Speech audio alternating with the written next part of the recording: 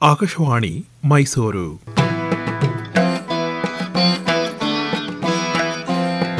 ಋಷಿ ಮನೀಷಿಗಳು.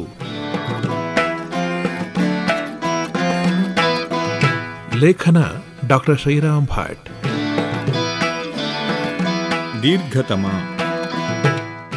ದೀರ್ಘತಮ ವಿಚಿತ್ರ ಹೆಸರು. ಬದುಕಿನುದ್ದಕ್ಕೂ ಕುರುಡ. ಆದರೇನಂತೆ? ಅಂಧಕಾರದ ಆಳಕ್ಕೆ ಇಳಿದು ಲೋಕವನ್ನೂ ಲೋಕದಾಳವನ್ನೂ ಅರಸಿ ಒಳಬೆಳಕ ಕಂಡವನು. ಈತ ಹುಟ್ಟು ಕುರುಡನಾದ ಕತೆ ವೇದ ಮತ್ತು ಮಹಾಭಾರತದಲ್ಲಿ ಇವೆ. ಅಂಗೀರಸರ ವಂಶ. ಉಚಥ್ಯ ಮತ್ತು ಬೃಹಸ್ಪತಿ ಅಣ್ಣತಮ್ಮಂದಿರು. ಉಚಥ್ಯನ ಹೆಂಡತಿ ಮಮತ. ಅಣ್ಣ ಇಲ್ಲದಿರುವಾಗ ಬೃಹಸ್ಪತಿ ಅತ್ತಿಗೆಯನ್ನು ಕೂಡ ಬಯಸಿದ. ಆಗಲೇ ಆಕೆಯ ಬಸಿರಲ್ಲಿ ವೇದಾಂಗಗಳನ್ನು ಪಠಿಸಬಲ್ಲ ಶಿಶು ಬೆಳೆಯುತ್ತಿತ್ತು. ನಿರಾಕರಿಸಿದರೂ ಕೇಳದೆ ಬಲಾತ್ ಕೂಡಿದ. ಇನ್ನೊಂದು ಶಿಶುವಿಗೆ ಇಲ್ಲಿ ಜಾಗವಿಲ್ಲ ಎಂದು ಗರ್ಭಸ್ಥ ಶಿಶುವು ಪ್ರತಿಭಟಿಸಿತು. ಸಿಟ್ಟಿನಿಂದ ಬೃಹಸ್ಪತಿಯು ಕುರುಡನಾಗು ಎಂದು ಶಿಶುವನ್ನು ಶಪಿಸಿದ. ಹೊರಗಣ್ಣು ಹಿಂಗಿದ ಅವನೇ ದೀರ್ಘತಮ. ಕತ್ತಲನ್ನು ಬೆಳಗಬಲ್ಲ ಒಳಗಣ್ಣು ಇನ್ನಿಲ್ಲದಂತೆ ತೆರೆಯಲು ಅದೇ ಕಾರಣವಾಗಿರಬೇಕು. ತಪ, ಯೋಗ, ಜ್ಞಾನ, ಸಿದ್ಧಿಗಳಿಂದಾಗಿ ವೇದ ಉಪನಿಷತ್ತುಗಳೂ ಅವನನ್ನು ಹೆಸರಿಸಿ ಹರಸಿದವು. ಪ್ರದ್ವೇಷಿ ಅಥವಾ ಪ್ರದೇಶ್ವರಿಯೊಡನೆ ಮದುವೆ. ಕಕ್ಷಿವಾನ್, ಗೋತಮ, ವಾಮದೇವ ಈತನ ಮಕ್ಕಳು. ರಾಜ ಭರತನ ರಾಜಪುರೋಹಿತನೂ ಆದ ಎಂದು ಐತರೇಯ ಬ್ರಾಹ್ಮಣ ಹೇಳಿದೆ. ಈ ಭರತನಿಂದಾಗಿಯೇ ನಮ್ಮ ರಾಷ್ಟ್ರ ಭಾರತ ಆಯಿತಂತೆ. ಹೆಂಡತಿಗೆ ಕುರುಡನ ಕೈಗೋಲಾಗಿರಲು ಇಷ್ಟವಾಗದೆ ಈತನನ್ನು ಆಕೆಯೂ ಸೇವಕರೂ ಹೊರಗಟ್ಟಿದರು. ಹೊಡೆದು ಬಡಿದು ಬೀಳಿಸಿ ನದಿಗೆ ಎಸೆದರು. ನಾನು ನೆಲಕ್ಕುರುಳಿ ಮಣ್ಣು ತಿಂದೆ ಖಾದತಿ ಕ್ಷ್ಮಾಂ ಎನ್ನುತ್ತ ಅಗ್ನಿ ಮತ್ತು ಅಶ್ವಿನಿ ದೇವತೆಗಳನ್ನು ಪ್ರಾರ್ಥಿಸಿದ. ಮಂತ್ರ ಒಲಿದವರಿಗೆ ಮನುಜರ ಹಂಗಿಲ್ಲ. ರಾಜ ಬಲಿ ಅರಮನೆಗೆ ಕರೆದೊಯ್ದು ಉಪಚರಿಸಿದ. ಅವನ ಹೆಂಡತಿ ಸುದೇಶ್ನೆಯಲ್ಲಿ ನಿಯೋಗದಿಂದ ಸಂತತಿಗಾಗಿ ಪ್ರಾರ್ಥಿಸಿದ. ಆಗ ಹುಟ್ಟಿದ ಮಕ್ಕಳು ಅಂಗ, ವಂಗ, ಕಳಿಂಗ, ಪುಂಡ್ರ, ಸುಹ್ಮ. ಮತ್ತೆ ಉಷಿಜ ಎಂಬ ಪತ್ನಿಯೊಂದಿಗೆ ಸುದೀರ್ಘಾಯುಷಿಯಾಗಿ ಬದುಕಿದ್ದ. ಋಗ್ವೇದದ ಮಂತ್ರಾಧಿಪತಿಯಾದ. ಅಸ್ಯ ವಾಮೀಯ ಸೂಕ್ತದ ಮಹಾಮಂತ್ರಗಳು ಆಧ್ಯಾತ್ಮ ವಿಜ್ಞಾನದತ್ತ ಸ್ಪಷ್ಟ ಹೆಜ್ಜೆಗಳನ್ನಿಟ್ಟಿವೆ. ಈ ವಿಶ್ವ ಉದಯಿಸಿದ್ದನ್ನು ಮೊದಲು ಕಂಡವರ್ಯಾರು? ವಿಶ್ವದ ಗಡಿ ಯಾವುದು? ಕೇಂದ್ರ ಬಿಂದು ಎಲ್ಲಿದೆ? ನಾದದ ಮೂಲ ಯಾವುದು? ಭೂಮಿಯ ಚೈತನ್ಯದ ಸ್ವರೂಪವನ್ನು ಕೇಳಿ ತಿಳಿಯಲು ಯಾವವನು ಗುರುವನ್ನು ಅರಸಿ ಹೊರಟಿದ್ದಾನೆ? ಇಂಥ ಪ್ರಶ್ನೆಗಳಿಗೆ ಉತ್ತರವನ್ನು ಕಂಡು ಆಧ್ಯಾತ್ಮಿಕ ಅಭಿವ್ಯಕ್ತಿಯ ಒಗಟಿನ ನಡೆಯ ಹೊದಿಕೆ ಹೊದಿಸಿ ಅಭಿವ್ಯಕ್ತಿಸಿ ಕತ್ತಲಾಳದ ಬೆಳಕ ಬಗೆದವನು ದೀರ್ಘತಮ. ಒಂದೇ ಚಕ್ರವುಳ್ಳ ರಥಕ್ಕೆ 7 ಕುದುರೆಗಳು, 7 ಹೆಸರುಳ್ಳ ಒಂದೇ ಅಶ್ವಾದು, ಮರುತ್ಗಳೊಡನೆ 7 ಅಷ್ಟೇ. ಇದು ಸೂರ್ಯಕಿರಣಗಳ ಸ್ವರೂಪದ ರೂಪಕ ತಾನೆ. ಸಂವತ್ಸರ ರೂಪಿ ಆದಿತ್ಯ ಚಕ್ರಕ್ಕೆ 12 ಪರಿಧಿ, ಮಧ್ಯದಲ್ಲಿ 3 ಗುಂಭ, ಪರಿಭ್ರಮಣದಲ್ಲಿ 360 ಶಂಕುಗಳು ಸೇರಿವೆ. ಈ ರಹಸ್ಯವನ್ನು ಅರಿತವನು ಅಪರೂಪ. ಇದು ಕಾಲಚಕ್ರವಷ್ಟೇ ಅಲ್ಲದೆ 360 ಅರಗಳ ಚಕ್ರ ಆಕಾಶದಲ್ಲಿ. 360 ಡಿಗ್ರಿ ಪರಿಕಲ್ಪನೆಯು ಬೆಬಿಲೋನಿಯಾದಿಂದ ಗ್ರೀಸ್ ಮೂಲಕ ಭಾರತಕ್ಕೆ ಬರಬೇಕಾಯಿತೆ. ಗಣಿತ, ಶೂನ್ಯ ಮತ್ತು ಶೂನ್ಯದ ಆಕಾರ, ದಶಮಾನ ಪದ್ಧತಿ, ಸಂಖ್ಯೆಯ ಅನಂತತೆ, ಖಗೋಳ ಗಣಿತ ಹಾಗೂ ವಿಜ್ಞಾನ ಇಲ್ಲೇ ಮುಗುಮ್ಮಾಗಿ ಇದೆಯಲ್ಲ. ಆರ್ಯಭಟ, ಬ್ರಹ್ಮಗುಪ್ತ, ಭಾಸ್ಕರ ಮುಂತಾದವರು ಈ ಗುಟ್ಟನ್ನು ಬಿಚ್ಚಿ ಬಿಚ್ಚಿ ತೆರೆದು ತೋರಿದರು. ಎಲ್ಲವೂ ಕತ್ತಲ ಯುಗದಲ್ಲಿ ದೀರ್ಘತಮದಲ್ಲಿ ಕಣ್ಮರೆಯಾಗಿ ಬಿಟ್ಟಿತಲ್ಲ. ಆದಿತ್ಯ ಚಕ್ರವು ಭೂರಿಭಾರವನ್ನು ಪ್ರಪ್ರಾಚೀನ ಕಾಲದಿಂದ ವಹಿಸಿದ್ದರೂ ರಥದ ಅಕ್ಷವು ಕುಂಠಿತವಾಗುವುದಿಲ್ಲ, ನಾಭಿ ಸವೆಯುವುದೇ ಇಲ್ಲ. ಇದು ಗುರುತ್ವಾಕರ್ಷಣವನ್ನು ಹೋಲುವ ಮಾತು. ನಿತ್ಯ ಸಂಚಾರಿ ಸೂರ್ಯರಶ್ಮಿಗಳೇ ಉದಕ ಪ್ರಚೋದಕ, ಜಲಸ್ಥಾನೀಯ. ಅವು ನೀರ ಹೊದಿಕೆಯ ಶ್ಯಾಮವರ್ಣದ ಮೋಡಗಳನ್ನು ಬೆಳಕಿನ ಲೋಕದಲ್ಲಿ ಚದುರಿಸುವವು. ಅವು ಹಿಂದಿರುಗಿ ಈ ನೆಲವನ್ನು ತೋಯುವವು. ಇದು ಜಲಚಕ್ರೀಯ ಸ್ಥಿತಿಯ ಚಿತ್ರ. ಆದಿತ್ಯ, ಇಂದ್ರ, ವರುಣ, ಅಗ್ನಿ ಮುಂತಾಗಿ ಸಕಲವೂ ಒಂದೇ ಪರಮ ಚೈತನ್ಯದ ಭಿನ್ನ ನಾಮಗಳು. ಏಕಂ ಸದ್ವಿಪ್ರ ಬಹುಧಾ ವದಂತಿ. ಇಲ್ಲೇ ಉಪನಿಷದ ಅಧ್ಯಾತ್ಮದ ಬೀಜ ಬಿತ್ತಿದ ಬ್ರಹ್ಮಾನುಭವಿ ದೀರ್ಘತಮ ಮಾಮತೇಯೋ ಬ್ರಹ್ಮ ಭವತಿ ಸಾರಥಿಃ.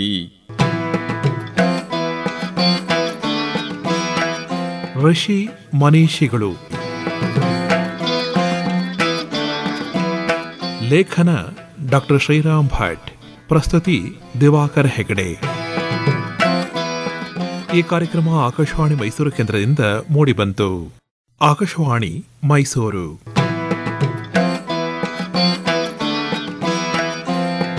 ಋಷಿ ಮನೀಷಿಗಳು.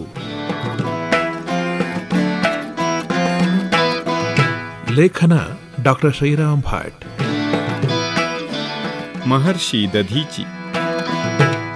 ದಧೀಚ ಮಹರ್ಷಿಯನ್ನು ಸ್ತುತಿಸಿದ ಹಲವು ಮಂತ್ರಗಳು ಋಗ್ವೇದದ ಮೊದಲ ಮಂಡಲದಲ್ಲಿ ಇವೆ. ಅಲ್ಲದೆ ತೈತ್ತಿರೀಯ, ಕಾಠಕ ಸಂಹಿತೆಗಳಲ್ಲೂ ಶತಪಥ ಬ್ರಾಹ್ಮಣದಲ್ಲೂ ಇವೆ. ಇದರ ಫಲಿತವು ಬೃಹದಾರಣ್ಯಕ ಉಪನಿಷತ್ತಿನಲ್ಲಿದೆ. ಇವುಗಳನ್ನೆಲ್ಲ ಜೋಡಿಸಿದರೆ ಆತನ ಇತಿವೃತ್ತ ರೂಪುಗೊಳ್ಳುವುದು. ದದ್ಯಂಗ್, ದಧ್ಯಂಚ, ದಧೀಚ, ದಧೀಚಿ ರೂಪಾಂತರವನ್ನು ಕಂಡ ಹೆಸರು. ಇದರ ಅರ್ಥ ಧ್ಯಾನ ಕಾರ್ಯದಲ್ಲಿ ಸದಾ ಸರ್ವದಾ ಮಗ್ನ, ಪ್ರತ್ಯಕ್ತೋ ಧ್ಯಾನಮಿತಿ. ಹೆಸರಿಗೆ ತಕ್ಕಂತೆ ದಧೀಚಿ ಮಹಾತಪಸ್ವಿ. ಇತರ ಋಷಿಗಳು ದೇವತೆಗಳ ಸೂಕ್ತ ರಚಿಸಿ ಸ್ತುತಿಸಿದರೆ ಈತನನ್ನು ದೇವತೆಗಳೇ ಬಂದು ಸ್ತುತಿಸುವರು. ಒಮ್ಮೆ ಆತನಲ್ಲಿಗೆ ದೇವವೈದ್ಯರಾದ ಅಶ್ವಿನಿ ದೇವತೆಗಳು ಬಂದು ಮಧುವಿದ್ಯೆಯನ್ನು ಉಪದೇಶಿಸೆಂದು ಪ್ರಾರ್ಥಿಸಿದರು. ಇದನ್ನು ಇತರರಿಗೆ ಕಲಿಸಿದರೆ ನಿನ್ನ ತಲೆ ಹೋಗುವುದು ಎಂದು ಇಂದ್ರ ಹೇಳಿದ್ದಾನೆ. ಏನು ಮಾಡಲಿ ಎಂದ ದಧೀಚಿ. ಅಷ್ಟೇ ತಾನೇ, ಬೇರೆ ತಲೆ ಕೊಡುತ್ತೇವೆ, ಹೇಳು. ದಧೀಚಿ ಒಪ್ಪಿದ. ಆ ಯಮಳ ದೇವತೆಯರು ದಧೀಚನ ತಲೆ ಕಡಿದು ಬಚ್ಚಿಟ್ಟು ಕುದುರೆಯ ತಲೆ ತಂದು ಅವನ ಕುತ್ತಿಗೆಯ ಮೇಲಿಟ್ಟರು. ದಧೀಚ ಮಧುವಿದ್ಯೆಯನ್ನು ಬೋಧಿಸಿದ. ಆ ಕೂಡಲೇ ಇಂದ್ರ ಬಂದು ಆತನ ತಲೆ ತೆಗೆದು ಹೋದ. ಬಚ್ಚಿಟ್ಟ ಮೂಲ ತಲೆಯನ್ನು ಅಶ್ವಿನಿ ದೇವತೆಗಳು ತಂದು ಜೋಡಿಸಿದರು. ದಧ್ಯಂಚನ ಭಯದಿಂದ ಅಸುರರು ಭೂಲೋಕದ ತಂಟೆಗೆ ಬರುತ್ತಿರಲಿಲ್ಲ. ಕಾಲಕಂಜನೆಂಬ ಅಸುರನು ಮತ್ತು ಅವನ ಸಹಚರರು ದೇವತೆಗಳನ್ನು ಹಿಂಸಿಸತೊಡಗಿದರು. ಆಗ ಬ್ರಹ್ಮದೇವನ ಸಲಹೆಯಂತೆ ದೇವತೆಗಳು ದಧೀಚಿ ಇದ್ದಲ್ಲಿಗೆ ಬಂದರು. ದೇವತೆಗಳು ಬಂದ ಉದ್ದೇಶವನ್ನು ಯೋಗ ದೃಷ್ಟಿಯಿಂದ ತಿಳಿದ ದಧೀಚಿಯು ಯೋಗ ಸಮಾಧಿಯಿಂದ ಪ್ರಾಣ ವಿಸರ್ಜನೆ ಮಾಡಿದನು. ಇದು ಲೋಕ ಕಲ್ಯಾಣಕ್ಕಾಗಿ ದಧ್ಯಂಚನು ಮಾಡಿದ ಮಹಾತ್ಯಾಗ. ಅವನ ಅಸ್ಥಿಯಿಂದ ವಜ್ರಾಯುಧವನ್ನು, ಭರ್ಚಿ, ಈಟಿ ಮುಂತಾದ ಆಯುಧಗಳನ್ನು ನಿರ್ಮಿಸಿಕೊಂಡು ಇಂದ್ರನು, ವೃತ್ರನನ್ನು, ಎಲ್ಲ ಅಸುರರನ್ನೂ ಕೊಂದನು. ಇನ್ನೊಂದು ಆವೃತ್ತಿಯ ಪ್ರಕಾರ ದಧೀಚನು ಸ್ವರ್ಗಸ್ಥನಾದ ಬಳಿಕ ಸೋತು ಸುಣ್ಣವಾದ ಇಂದ್ರನು ಸರಸ್ವತೀ ತೀರದ ಆಶ್ರಮದ ಬಳಿ ಬಂದು, ಮುನಿಯ ಯಾವುದಾದರೂ ಅವಶೇಷವಿದೆಯೇ ಎಂದು ಅಲ್ಲಿದ್ದವರನ್ನು ವಿಚಾರಿಸಿದನು. ಅಶ್ವಿನಿ ದೇವತೆಗಳಿಗೆ ಮಧುವಿದ್ಯೆಯನ್ನು ಬೋಧಿಸಿದ ಕುದುರೆಯ ತಲೆ ಇರಬಹುದೆಂದು ಹುಡುಕಿದರು. ಅದು ಶರ್ಯಣ ಪ್ರದೇಶದ ಬಳಿ ಇದ್ದ ಶರ್ಯಣಾವತ್ ಸರೋವರದಲ್ಲಿ ಮುಳುಗಿತ್ತು. ಇಂದ್ರನು ಅದರ ಮೂಳೆಗಳಿಂದ 810 ಆಯುಧಗಳನ್ನು ನಿರ್ಮಿಸಿ ವೃತ್ರಾದಿಗಳನ್ನು 3 ಲೋಕದ ಅಸುರರನ್ನೂ ಸಂಹರಿಸಿದನು. ದಧ್ರಿಕ ಎಂಬ ಕುದುರೆಯ ವಿವರ ವೇದದಲ್ಲಿದೆ. ಇದು ಪ್ರಾಯಃ ಶೀಘ್ರಗತಿಯಲ್ಲಿ ಉದಯಿಸಿ ಬರುವ ಸೂರ್ಯನ ವ್ಯಕ್ತೀಕರಣ. ದಧೀಚಿ ಬಹುಶಃ ಮುಳುಗುವ ಚಂದ್ರನ ಎಲುಬುಗಳಂಥ ನಕ್ಷತ್ರಗಳನ್ನು ಮರೆಮಾಡಿ ಇಂದ್ರನು ಕತ್ತಲ ಅಸುರರನ್ನು ನಾಶ ಮಾಡುವ ಚಿತ್ರಣ ಇರಬಹುದು. ವೇದ ಸೂಕ್ತಗಳನ್ನು ಅನುವಾದ ಮಾಡಿದ ಗ್ರಿಫಿತ್ ಅವರ ಅಭಿಪ್ರಾಯ ಇದು.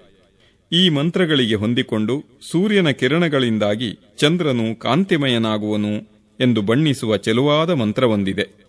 ಇದು ಅವರ ಅಭಿಪ್ರಾಯಕ್ಕೆ ಕಾರಣವಾಗಿರಬಹುದು. ಬೃಹದಾರಣ್ಯಕದ ಮಧುಬ್ರಾಹ್ಮಣದಲ್ಲಿ ಈ ಕಥೆಯ ಮುಂದಿನ ಮಜಲು ಇದೆ. ಕತ್ತರಿಸಿದ ಯಜ್ಞ ಶಿರಸ್ಸನ್ನು ಮತ್ತೆ ಜೋಡಿಸುವ ಪ್ರವರ್ಗ್ಯ ಕರ್ಮವು ಮಧುವಿದ್ಯೆಯ ಒಂದು ಭಾಗ. ರಹಸ್ಯವಾದ ಪರಮಾತ್ಮ ವಿಜ್ಞಾನ, ತತ್ವಜ್ಞಾನವು ಇನ್ನೊಂದು ಭಾಗ. ಬೃಹದಾರಣ್ಯಕದ ಮಧುಕಾಂಡವು ಮಧುವಿದ್ಯೆಯನ್ನು ಪ್ರಜ್ಞಾನದಿಂದ ವಿಸ್ತಾರವಾಗಿ ಬೋಧಿಸಿದೆ. 2 ಕಾಲಿನ 4 ಕಾಲಿನ ಪುರ ಶರೀರಗಳ ಸೃಷ್ಟಿಗೆ ಕಾರಣವಾದ ಚೈತನ್ಯ ಪುರುಷನು ಆ ಪುರಗಳನ್ನೇ ಒಳಹೊಕ್ಕನು. ಆತ ಒಳಗೂ ಹೊರಗೂ ನೆಲೆಸದ ಯಾವುದೂ ಈ ಜಗದಲ್ಲಿಲ್ಲ. ತನ್ನ ಮಾಯೆಯಿಂದ ಅನಂತ ಜಗಜ್ಜೀವ ರೂಪನಾಗಿ ಇರುವನು. ಆ ಭೂಮ ಬ್ರಹ್ಮತತ್ವವೇ ಜಗಚ್ಚಕ್ರದ ಕೋಟಿ ಕೋಟಿ ಹರೆಗಳು. ಮಧುವಿದ್ಯೆಯನ್ನು ಸಾಕ್ಷಾತ್ಕರಿಸಿಕೊಂಡ ದಧ್ಯಂಚನನ್ನು ಉಪನಿಷತ್ತು ವಂಶರ್ಷಿಗಳ ಸರಣಿಯಲ್ಲಿ ಪಠಿಸಿದೆ. ಮಧುವಿದ್ಯೆಯ ಮಂತ್ರವು ಸಂಗ್ರಹವಾಗಿ ಆತ್ಮೈಕ ತತ್ವವನ್ನೇ ಹೇಳುತ್ತಿದೆ ಎನ್ನುತ್ತದೆ ಶಂಕರ ಭಾಷ್ಯ. ಋಷಿ ಮನೀಷಿಗಳು. ಲೇಖನ ಡಾಕ್ಟರ್ ಶ್ರೀರಾಮ್ ಭಟ್. ಪ್ರಸ್ತುತಿ ದಿವಾಕರ್ ಹೆಗಡೆ. ಈ ಕಾರ್ಯಕ್ರಮ ಆಕಾಶವಾಣಿ ಮೈಸೂರು ಕೇಂದ್ರದಿಂದ ಮೂಡಿಬಂತು. ಆಕಾಶವಾಣಿ ಮೈಸೂರು.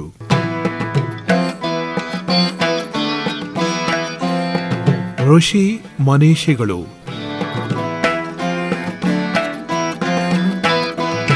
ಲೇಖನ ಡಾಕ್ಟರ್ ಶ್ರೀರಾಮ್ ಭಟ್.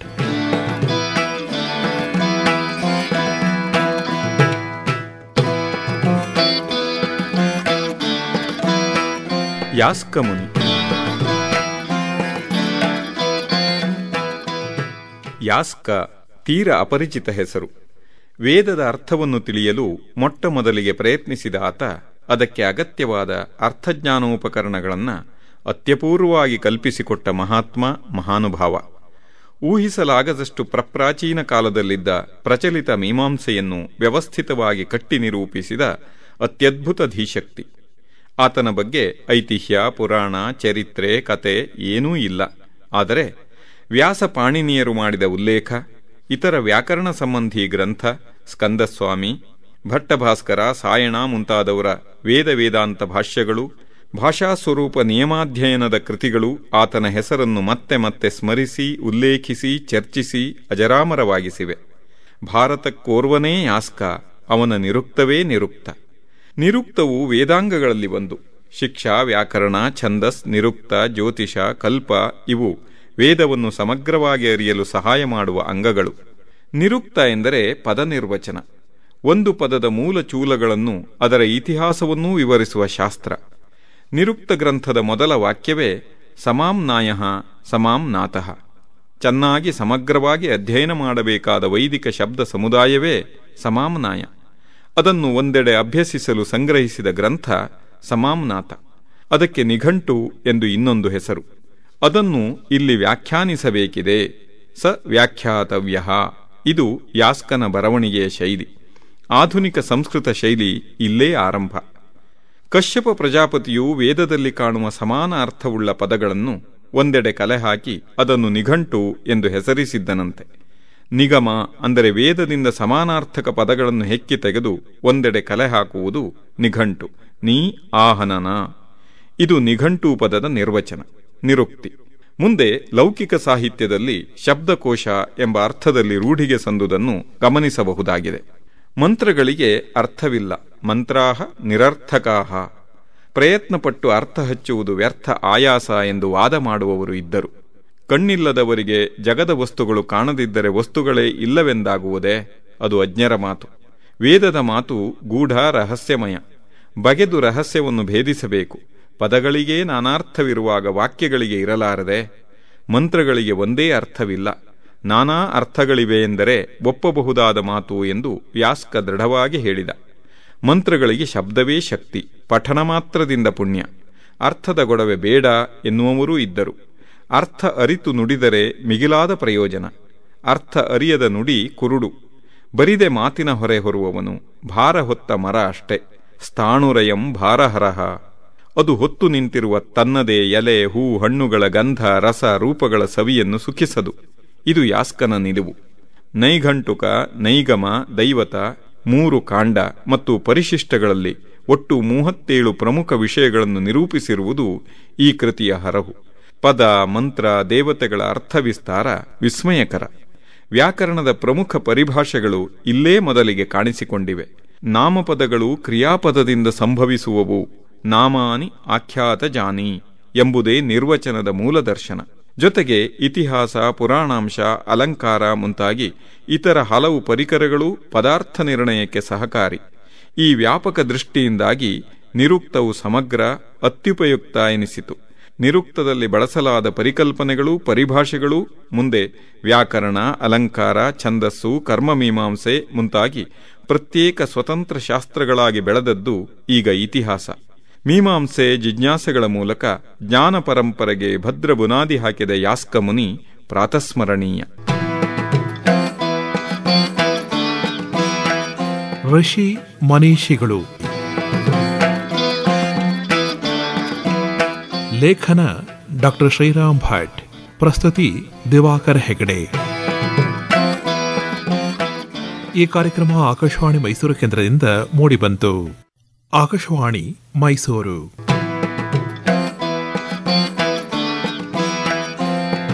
ಋಷಿ ಮನೀಷಿಗಳು.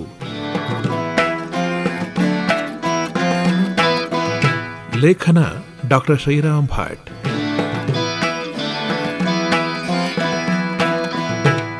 ಪ್ರಜಾಪತಿ ಪರಮೇಷ್ಠಿ.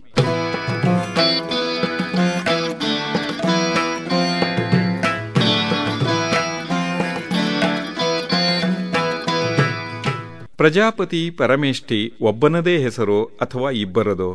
ಇವು ಬ್ರಹ್ಮದೇವನ ಹೆಸರುಗಳೆಂದು ಪ್ರಸಿದ್ಧವಾಗಿವೆ.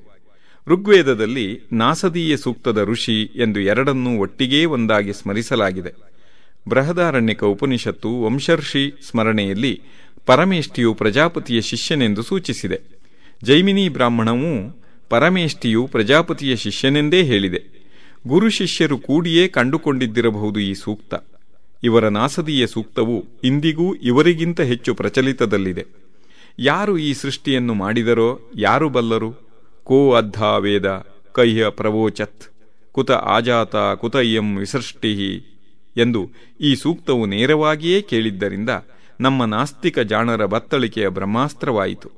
ಅಲ್ಲೇನಿದೆಯೋ ಅದನ್ನು ಓದದೆ ಆಗಲೇ ತಮ್ಮ ಮನದಲ್ಲಿ ಇರುವುದನ್ನು ಅಲ್ಲಿ ಓದುವುದು ಅತಿಜಾಣರ ಸಹಜ ಸ್ವಭಾವ. ಈ ಜಡ ಜಗತ್ತಿಗೆ ಪರಮಚೈತನ್ಯವು ಮೂಲ ಕಾರಣ ಎನ್ನುವ ಸತ್ಯವನ್ನು ಸಾರಿದ ವೇದಾಂತದ ಅರ್ಥಾತ್ ಉಪನಿಷತ್ತಿನ ಕಾಣಿಕೆಯ ಬೀಜವು ವೇದದಲ್ಲೇ ಹಲವು ಕಡೆ ಇದೆ. ಆ ಪೈಕಿ 7 ಮಂತ್ರಗಳು ಈ ಸೂಕ್ತದಲ್ಲಿವೆ. ಅವುಗಳ ಸಾರವನ್ನು ಇಲ್ಲಿ ಪರಿಭಾವಿಸೋಣ. ಸೃಷ್ಟಿಗೆ ಮೊದಲು ಅಗೋಚರ ಗೋಚರ ಲೋಕ ಅಂತರಿಕ್ಷ ಸುಖಪ್ರದ ಸಂಗತಿ ಯಾವುದೂ ಇರಲಿಲ್ಲ. ಎಲ್ಲೆಡೆ ಅಗಾಧ ವಿಸ್ತಾರ ಜಲ ಆವರಿಸಿತ್ತೆ. ಸಾವು ಬದುಕು ರಾತ್ರಿ ಹಗಲು ಯಾವುದರ ಅರಿವೂ ಇರಲಿಲ್ಲ. ವಾಯುರಹಿತವಾಗಿ ನಿಶ್ಚಲವಾದ ಚೈತನ್ಯವು ತನ್ನ ರೂಪದಲ್ಲಿ ಇದ್ದಿತು. ಅದಕ್ಕೆ ಹೊರತಾದ ಬೇರೆ ಯಾವುದೂ ಇರಲಿಲ್ಲ. ದಟ್ಟ ಕತ್ತಲಿನಲ್ಲಿ ಎಲ್ಲ ಗೂಢ, ಎಲ್ಲೆಡೆ ನೀರು, ಯಾವುದನ್ನೂ ತಿಳಿಯಲು ಸಾಧ್ಯವಾಗಿತ್ತು. ಆಗ ತಪದ ಫಲವಾಗಿ ತಪದ ಇಚ್ಛೆ ಆವಿರ್ಭವಿಸಿತು. ಹಿಂದಿನ ಕಲ್ಪಗಳ ಕರ್ಮದ ಫಲವಾಗಿ ಇಚ್ಛೆ ಉಂಟಾಯಿತು. ವ್ಯಕ್ತ ಜಗಕ್ಕೆ ಬಂಧಕವಾದ ಕರ್ಮವನ್ನು ಕ್ರಾಂತದರ್ಶಿಗಳಾದ ಕವಿಗಳು ಮನೀಷೆಯಿಂದ ಮುಂದೆ ಕಂಡುಕೊಂಡರು. ಕಾರ್ಯನಿರ್ವಾಹಕ ರಶ್ಮಿಗಳು ಕೆಳಗೆ ಮೇಲೆ ಹರಡಿದವು. ಕರ್ಮಕರ್ತೃವೂ ಫಲಭೋಕ್ತೃವೂ ಭೋಗ್ಯ ವಸ್ತುವಿಗಿಂತ ಶ್ರೇಷ್ಠ ಎಂಬುದನ್ನು ಅರಿತರು. ಕಾಣುವ ಬಹುವಿಧ ಸೃಷ್ಟಿ ಹೇಗೆ ಯಾರಿಂದ ಆಯಿತು ಎಂದು ಯಾರು ನಿಶ್ಚಿತವಾಗಿ ತಿಳಿದಿದ್ದಾರೆ? ಯಾರು ಹೇಳುವರು? ಆಗ ದೇವತೆಗಳ ಸೃಷ್ಟಿಯೂ ಆಗಿರಲಿಲ್ಲ. ಅವರು ತದನಂತರ ಉತ್ಪನ್ನವಾದವರು. ಹೀಗಿರುವಾಗ ಜಗವು ಯಾರಿಂದ ಹೇಗೆ ಉತ್ಪನ್ನವಾಯಿತೆಂದು ಯಾರು ಬಲ್ಲರು? ಈ ಜಗದಾದಿಗಳು ಯಾರಿಂದ ಉತ್ಪನ್ನವಾದವೋ ಪೋಷಿತವಾದವೋ ಆ ಚೈತನ್ಯನು ಉತ್ಕೃಷ್ಟ ಆಕಾಶದಂತೆ ನಿರ್ಮಲವಾಗಿ ಬೆಳಗುತ್ತಿರುವನು. ಅವನು ಮಾತ್ರವೇ ಸೃಷ್ಟಿಯ ರಹಸ್ಯವನ್ನು ಬಲ್ಲನು. ಅವನಿಗೇ ತಿಳಿದಿರದಿದ್ದರೆ ಮತ್ತೆ ಯಾರಿಗೆ ತಿಳಿದಿರಬೇಕು? ಈ ಸೃಷ್ಟಿ ಮತ್ತು ಲಯ ಕಾರ್ಯ ಎಂದೋ ನಡೆದು ಮುಗಿದದ್ದಲ್ಲ. ಚಕ್ರ ಪರಿಭ್ರಮಣದಂತೆ ನಡೆಯುತ್ತಲೇ ಇರುತ್ತದೆ. ಒಂದು ಸೃಷ್ಟಿಯಿಂದ ಇನ್ನೊಂದು ಸೃಷ್ಟಿಯ ನಡುವೆ ಲಕ್ಷ ಲಕ್ಷ ವರ್ಷಗಳ ಯುಗ ಮಹಾಯುಗಗಳ ಅಂತರ ಇರುತ್ತದೆ. ಪ್ರಕೃತಿಯು ಮತ್ತೆ ಮತ್ತೆ ತನ್ನನ್ನು ಹೊಸತಾಗಿಸಿಕೊಳ್ಳುತ್ತದೆ. ನಮೋ ನಮೋ ಭವತಿ ಜಾಯಮಾನಃ. ಪ್ರಕೃತಿ ಜಡ. ಇದು ಅವಿನಾಶಿಯಾದ ಚೈತನ್ಯ ಶಕ್ತಿಯ ರೂಪಾಂತರ. ಅದೇ ಜಗಚ್ಚಕ್ರ ಭ್ರಮಣದ ಮೂಲ ಕಾರಣ ಚಾಲಕ ಶಕ್ತಿ ಎನ್ನುವುದನ್ನು ಉಪನಿಷತ್ತುಗಳು ಸವಿಸ್ತಾರವಾಗಿ ಪ್ರತಿಪಾದಿಸಿವೆ. ಈ ಉಪನಿಷತ್ ಚಿಂತನೆಯು ವೇದದಲ್ಲೇ ವ್ಯಕ್ತವಾಗಿದೆ. ನಾಸದೀಯ ಸೂಕ್ತ ಮಾತ್ರವಲ್ಲ, ಬೇರೆ ಹಲವು ಮಂತ್ರಗಳೂ ಈ ಚಿಂತನೆಯ ಬೀಜ ಬಿತ್ತಿವೆ. ನಾಸದೀಯ ಸೂಕ್ತದ 2ನೆಯ ಮಂತ್ರವು ಆನೀದವಾತಂ ಸ್ವಧಯಾ ತದೇಕಂ. 7ನೆಯ ಮಂತ್ರವು ಯೋ ಅಸಾಧ್ಯಕ್ಷಃ ಪರಮೇ ವ್ಯೋಮನ್ ಎಂದು ನಿತ್ಯವಾದ ಪರಮಚೈತನ್ಯದ ಅಸ್ತಿತ್ವವನ್ನು ಕಂಠೋಕ್ತವಾಗಿ ಹೇಳಿವೆ. ಋಷಿ ಮನೀಷಿಗಳು.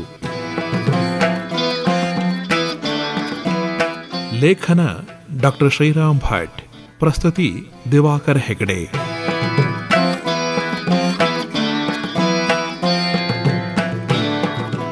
ಈ ಕಾರ್ಯಕ್ರಮ ಆಕಾಶವಾಣಿ ಮೈಸೂರು ಕೇಂದ್ರದಿಂದ ಮೂಡಿಬಂತು.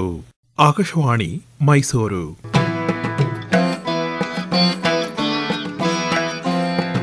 ಋಷಿ ಮನೀಷಿಗಳು.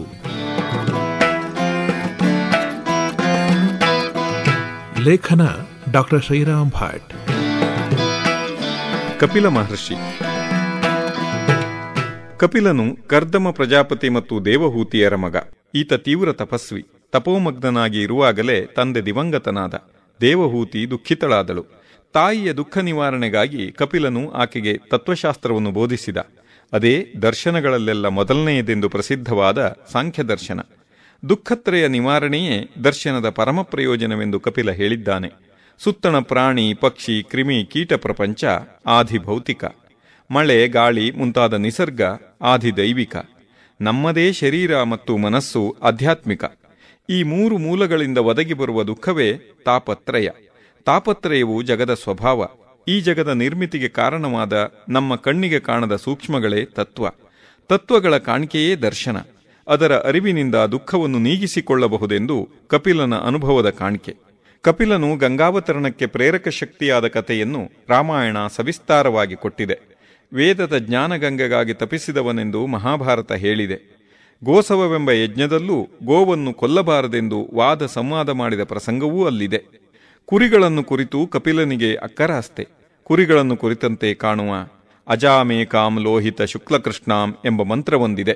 ಕೆಂಪು, ಬಿಳಿ, ಕಪ್ಪು ಬಣ್ಣಗಳುಳ್ಳ ಹೆಣ್ಣು ಕುರಿ ಅಜ ತನ್ನಂಥದೇ ಮರಿಗಳನ್ನು ಪ್ರಜಾಹ ಹೆರುತ್ತಿದೆ. ಗಂಡು ಕುರಿ ಅಜಹ ಪಕ್ಕದಲ್ಲೇ ಮಲಗಿದೆ. ಅದನ್ನು ಅನುಭೋಗಿಸಿದ ಇನ್ನೊಂದು ಗಂಡು ಕುರಿ ಅಜಹ ಅದನ್ನು ತೊರೆದು ಹೋಗುತ್ತಿದೆ. ಇದು ಸಾಂಖ್ಯದರ್ಶನದ ಪ್ರೇರಕ ಮಂತ್ರ. ಆಶ್ಚರ್ಯವೆನಿಸಿತೆ. ಕುರಿ ಪದಗಳೊಂದಿಗೆ ಅಜ ಅಜ ಪ್ರಜಾಹ ಎಂದು ಒತ್ತಿ ಹೇಳಿದ್ದನ್ನು ಗಮನಿಸಿದಿರಿ ತಾನೆ. ಅಜ ಪದಕ್ಕೆ ಇನ್ನೊಂದು ಅರ್ಥ ಹುಟ್ಟು ಇಲ್ಲದಿರುವುದು. ಅಜಾತ, ಹುಟ್ಟದಿರುವುದರಿಂದಲೇ ಸಾವೂ ಇಲ್ಲ. ಅಂದರೆ ಅವಿನಾಶಿ ಶಾಶ್ವತ ಚೈತನ್ಯ ತತ್ವವೇ ಪುರುಷ. ಅದು ಸ್ವಯಂ ನಿಷ್ಕ್ರಿಯ, ನಿಸ್ಸಂಗವಾಗಿದ್ದು ಸಾನ್ನಿಧ್ಯದಿಂದಲೇ ಪ್ರಕೃತಿಗೆ ಚಾಲಕ ಶಕ್ತಿಯಾಗಿರುತ್ತದೆ. ಪ್ರಕೃತಿಯೇ ಆ ಹೆಣ್ಣು ಕುರಿ ಅಜಾ, ಹುಟ್ಟು ಸಾವುಗಳಿಲ್ಲದ ನಿತ್ಯ ತತ್ವ.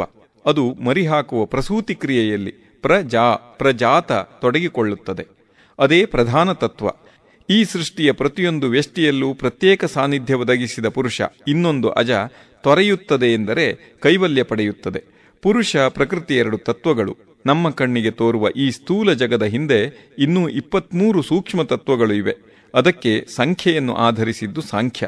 ಸಮ್ಯಕ್ ಖ್ಯಾಯತೆ, ಯಥಾರ್ಥದ ಅರಿವು ಎಂಬುದು ಒಳ ಅರ್ಥ. ಈ 23 ಯಾವುವು? ಮಹತ್ ಅಂದರೆ ಬುದ್ಧಿ, ಅಹಂಕಾರ, ನಾನು ಎಂಬ ಸಹಜ ಅರಿವು, 5 ತನ್ಮಾತ್ರ ಶಬ್ದ, ಸ್ಪರ್ಶ, ಆಕಾರ, ರಸ, ಗಂಧ, 5 ಜ್ಞಾನೇಂದ್ರಿಯ, 5 ಕರ್ಮೇಂದ್ರಿಯ, 5 ಮಹಾಭೂತಗಳು ಮತ್ತು ಮನಸ್ಸು, ಒಟ್ಟು 23. ನಮ್ಮ ಅಜ ಎಂಬ ಕುರಿಗೆ 3 ಬಣ್ಣಗಳಿವೆಯಲ್ಲ, ಅವು ತ್ರಿಗುಣ ಪ್ರತೀಕ. ಕೆಂಪು ರಜೋಗುಣ, ಬಿಳಿ ಸತ್ವಗುಣ, ಕಪ್ಪು ತಮೋಗುಣ. ಗುಣವತಿ ಪ್ರಕೃತಿ. ಗುಣಗಳೇ ಪ್ರಕೃತಿ. ಈ ಗುಣಗಳ ಸಂಯೋಜನೆಯ ಪರಿಮಾಣದಲ್ಲಿ ಅನಂತ ಪ್ರಕಾರ. ಅಂತೆಯೇ ಜೀವಕೋಟಿಯಲ್ಲಿ ಅಪರಿಮಿತ ಬಹುತ್ವ.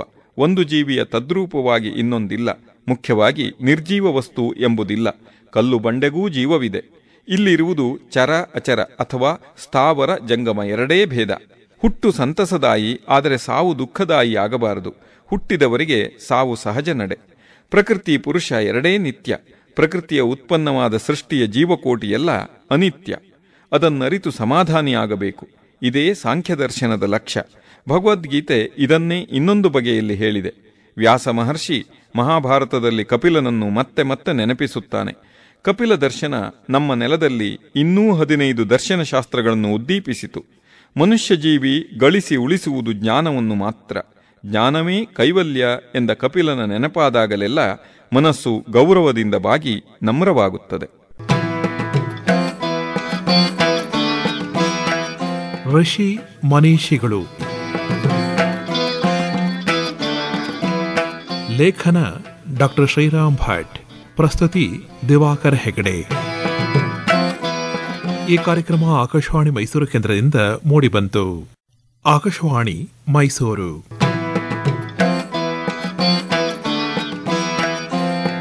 ಋಷಿ ಮನೀಷಿಗಳು.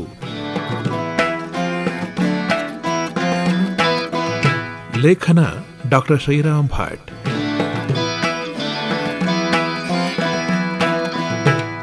ಪರಮಯೋಗಿ ಪತಂಜಲಿ.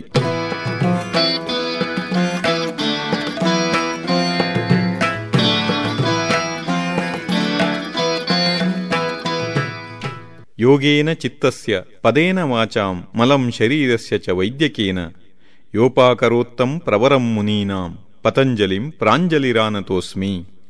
ಯೋಗಸೂತ್ರದಿಂದ ಮನದ, ಮಹಾಭಾಷ್ಯದಿಂದ ಮಾತಿನ, ಪಾತಂಜಲ ತಂತ್ರದಿಂದ ಮೈಯ ಮಲಿನತೆಗಳನ್ನು ದೂರ ಮಾಡಿದ ಮುನಿಶ್ರೇಷ್ಠ ಪತಂಜಲಿಗೆ ಅಂಜಲಿಯೊಡ್ಡಿ ಬಾಗುವೆನು. ಪತಂಜಲಿಗೆ ಶ್ರದ್ಧೆಯ ಅಂಜಲಿಯನ್ನು ನೀಡಿದ ಸುಂದರ ಶ್ಲೋಕ ಇದು. ಪತಂಜಲಿಯ ವೈದ್ಯಕ ಕೃತಿ ಈಗ ಲಭ್ಯವಿಲ್ಲ. ವ್ಯಾಕರಣ, ಮಹಾಭಾಷ್ಯ ಮತ್ತು ಯೋಗಶಾಸ್ತ್ರ ಪತಂಜಲಿಯ ಪ್ರತಿಭಾಸ್ಮಾರಕಗಳಾಗಿ ಇಂದಿಗೂ ನಮ್ಮ ಮುಂದಿವೆ. ಇವು ಒಬ್ಬನದೇ ಅಲ್ಲ ಎನ್ನುವ ವಾದವೇನೋ ಇದೆ. ಆದರೆ ಈತ ಲೋಕಸಾಮಾನ್ಯನಲ್ಲ. ಪತಂಜಲಿಯನ್ನು ಕುರಿತ ಐತಿಹ್ಯಗಳು ಆತನ ಲೋಕೋತ್ತರತೆಯನ್ನು ಸೂಚಿಸುತ್ತಿವೆ. ಮಹಾವಿಷ್ಣುವಿನ ಅಪೇಕ್ಷೆಯಂತೆ ಆದಿಶೇಷನು ನದಿಯಲ್ಲಿ ಅರ್ಘ್ಯ ಕೊಡುತ್ತಿರುವ ಗೋನರ್ದಳ ಅಂಜಲಿಯ ಜಲದಲ್ಲಿ ಸರ್ಪದ ಮರಿಯಾಗಿ ಬಿದ್ದು ನೋಡುತ್ತಿದ್ದಂತೆ ಮಗುವಾದನಂತೆ. ಅಂಜಲಿಯಲ್ಲಿ ಪತನವಾದ್ದರಿಂದ ಪತಂಜಲಿ ಎನಿಸಿದ. 100 ಶಿಷ್ಯರು ಮತ್ತು ತನ್ನ ನಡುವೆ ಪರದೆಯನ್ನು ಇಳಿಬಿಟ್ಟು ವಿಭಿನ್ನ ವಿಷಯಗಳನ್ನು ಏಕಕಾಲಕ್ಕೆ ಪ್ರತ್ಯೇಕವಾಗಿ ಬೋಧಿಸುತ್ತಿದ್ದ. ಯಾರೂ ಇಣುಕಿ ನೋಡಬಾರದೆಂದು ತಾಕೀತು ಮಾಡಿದ್ದರೂ ಯಾರೋ ಒಬ್ಬ ಕುತೂಹಲ ತಡೆಯಲಾರದೆ ಇಣುಕಿದರೆ ಕಂಡಿದ್ದು 1000 ಹೆಡೆ ತಲೆಗಳ ಶೇಷ ಸರ್ಪ. ಹೆಡೆಗೊಂದು ಬಾಯಿ. ಐತಿಹ್ಯದ ಮರ್ಮ ಅರ್ಥವಾಯಿತಲ್ಲ. ಈತ ಮಹಾವೈಯಾಕರಣ, ಮಹಾನ್ ದಾರ್ಶನಿಕ.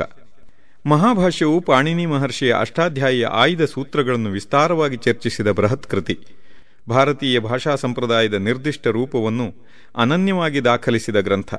ಪದಸಿದ್ಧಿ, ಪದ ನಿರ್ವಚನ, ವಾಕ್ಯ ಸಂರಚನೆ, ಸ್ವರೂಪ ಮುಂತಾಗಿ ಭಾಷಾ ತತ್ವ ಮತ್ತು ಸಿದ್ಧಾಂತಗಳನ್ನು ವಿವರಿಸಿದ ವಿಶ್ವಕೋಶ ಎನ್ನಬಹುದಾದ ಅಪೂರ್ವ ಗ್ರಂಥ. ಮಹಾಭಾಷ್ಯಂ ವಾ ಪಠನೀಯಂ, ಮಹಾರಾಜ್ಯಂ ವಾ ಪಾಲನೀಯಂ ಎಂಬುದು ಶಾಸ್ತ್ರಜ್ಞರ ಉದ್ಗಾರ. ಮಹಾಭಾಷ್ಯದ ವ್ಯಾಸಂಗವೆಂದರೆ ದೊಡ್ಡ ರಾಷ್ಟ್ರವನ್ನು ಆಳುವಷ್ಟು ತಾಳ್ಮೆಯನ್ನು, ವಿಶಾಲ ತಿಳುವಳಿಕೆಯನ್ನು, ಸೂಕ್ಷ್ಮಜ್ಞತೆಯನ್ನು, ಹೊಣೆಗಾರಿಕೆಯನ್ನೂ ಬೇಡುವ, ಅಷ್ಟೇ ಯಶಸಂತಸಗಳನ್ನು ನೀಡುವ ಕಾಯಕ ಎಂಬುದು ಆ ಮಾತಿನ ಅರ್ಥ. ಯೋಗಸೂತ್ರವು ಯೋಗದರ್ಶನದ ಬಹುಮುಖ್ಯ ಆಕರ ಗ್ರಂಥ. ಸೂತ್ರವೆಂದರೆ ಅತ್ಯಂತ ಸಂಕ್ಷಿಪ್ತವಾಗಿ, ಆದರೆ ಹೇಳಬೇಕಾದ್ದನ್ನು ಸಮಗ್ರವಾಗಿ ಸಂದೇಹಕ್ಕೆ ಆಸ್ಪದವಿಲ್ಲದಂತೆ ಹೇಳುವ ಸಂಗ್ರಹವಾಕ್ಯ. ಪರಿಭಾಷೆಯೇ ಇದರ ಭಾಷೆ. ನಿದರ್ಶನಕ್ಕೆ ಯೋಗ ಚಿತ್ತವೃತ್ತಿ ನಿರೋಧ. ಯೋಗ ಎಂದರೆ ಸಮಾಧಿ, ಮನಸ್ಸು ತನ್ನಲ್ಲೇ ನೆಲೆ ನಿಲ್ಲುವ ಸ್ಥಿತಿ. ನೆಲೆ ನಿಲ್ಲದೆ ಹೊರಗಿನ ಅನುಭವಗಳಿಗೆ ಸ್ಪಂದಿಸುತ್ತ ಚಂಚಲವಾಗಿರುವುದು ಚಿತ್ತದ ವೃತ್ತಿ. ಅದನ್ನು ತಡೆಗಟ್ಟಿದ ಸ್ಥಿರತೆಯೇ ನಿರೋಧ. ಅಲೆಗಳ ಸರೋವರ ಅಥವಾ ಗಾಳಿಯ ಹೊಡೆತಕ್ಕೆ ಹೊಯ್ದಾಡುವ ದೀಪ ನಮ್ಮ ಚಿತ್ತದ ರೂಪಕ. ಅಲೆಗಳೇಳದ ಶಾಂತ ಸರೋವರ, ಗಾಳಿಗೆ ಮೈಯೊಡ್ಡದ ನಿವಾತ ನಿಶ್ಚಲ ದೀಪ ಸಮಾಧಿ ಸ್ಥಿತಿಯ ಯೋಗದ ಪ್ರತೀಕ. ಅದೇನು ಮಾತನಾಡಿದಷ್ಟು ಸುಲಭವೇ? ಹಿಂದಿನ ಸಂಸ್ಕಾರಗಳು, ಇಂದಿನ ಅನುಭವಗಳು ಅನುದಿನವೂ ಅನುಕ್ಷಣವೂ ಈ ಮಾನಸ ಸರೋವರವನ್ನು ಕದಡುತ್ತಲೇ ಇರುತ್ತವೆ. ಅದನ್ನು ತಿಳಿಗೊಳಿಸಲು ಸತತ ಪ್ರಯತ್ನ ಬೇಕು. ಅದೇ ಅಭ್ಯಾಸ. ಅಭ್ಯಾಸ ವೈರಾಗ್ಯಾಭ್ಯಾಂ ತನ್ನಿರೋಧ. ಹೀಗೆ ಮುಂತಾಗಿ ಯೋಗಶಾಸ್ತ್ರವು ಸಮಾಧಿಗೆ ಬೇಕಾದ ಎಲ್ಲ ಉಪಾಯಗಳನ್ನು ವ್ಯವಸ್ಥಿತವಾಗಿ ಕೇವಲ 195 ಸೂತ್ರಗಳಲ್ಲಿ ನಿರೂಪಿಸಿದೆ. ಆ ಸಾಧನಗಳಲ್ಲಿ 8 ಬೀಜದಂತಿವೆ. ಯಮ, ನಿಯಮ, ಆಸನ, ಪ್ರಾಣಾಯಾಮ, ಪ್ರತ್ಯಾಹಾರ, ಧ್ಯಾನ, ಧಾರಣ, ಸಮಾಧಿ. ಇದೇ ಅಷ್ಟಾಂಗ ಯೋಗ. ಸಾಂಖ್ಯ ತತ್ವಜ್ಞಾನವನ್ನೇ ಅನುಸರಿಸುವ ಯೋಗವು ಸಾಂಖ್ಯದ ಅನುಷ್ಠಾನ ಮುಖ. ಸಾಂಖ್ಯದ ತತ್ವ ನಿರೂಪಣೆಯಲ್ಲಿ ಈಶ್ವರನ ಅಥವಾ ಪರಮಾತ್ಮನ ಪ್ರಸಕ್ತಿ ಇರಲಿಲ್ಲ. ಪರಿಪೂರ್ಣ ಪುರುಷವಾಚಕವಾದ ಓಂಕಾರದ ಜಪವು ಚೇತನರೂಪಿಯಾದ ಪುರುಷತತ್ವದ ಸಾಕ್ಷಾತ್ಕಾರವನ್ನು ಉಂಟುಮಾಡುವುದು ಎಂದು ಯೋಗದರ್ಶನವು ಸ್ಪಷ್ಟವಾಗಿ ಹೇಳಿದೆ. ಇಲ್ಲಿ ಭಕ್ತಿ ಜ್ಞಾನಗಳೆರಡೂ ಅಡಕವಾಗಿವೆ. ಪ್ರಕೃತಿ ಪುರುಷರ ಭೇದಜ್ಞಾನವೇ ಕೈವಲ್ಯ ಎಂಬುದು ಯೋಗದ ಸಿದ್ಧಾಂತ. ಯೋಗ ಸೂತ್ರ ಇಂದಿಗೂ ಪ್ರಸ್ತುತವಾಗಿ ವಿಶ್ವಸ್ತರದಲ್ಲಿ ನೆಲೆ ನಿಂತಿದೆ. ಋಷಿ ಮನೀಷಿಗಳು ಬಾನುಲಿ ಸರಣಿ ಕೇಳಿದಿರಿ.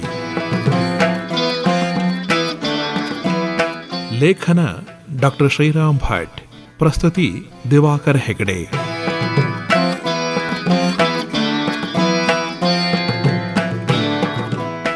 ಈ ಕಾರ್ಯಕ್ರಮ ಆಕಾಶವಾಣಿ ಮೈಸೂರು ಕೇಂದ್ರದಿಂದ ಮೂಡಿಬಂತು. ಆಕಾಶವಾಣಿ ಮೈಸೂರು.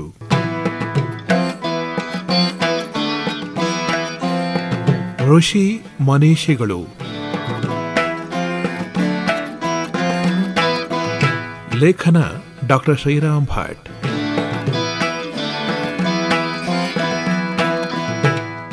ಕಣಾದ ಮುನಿ.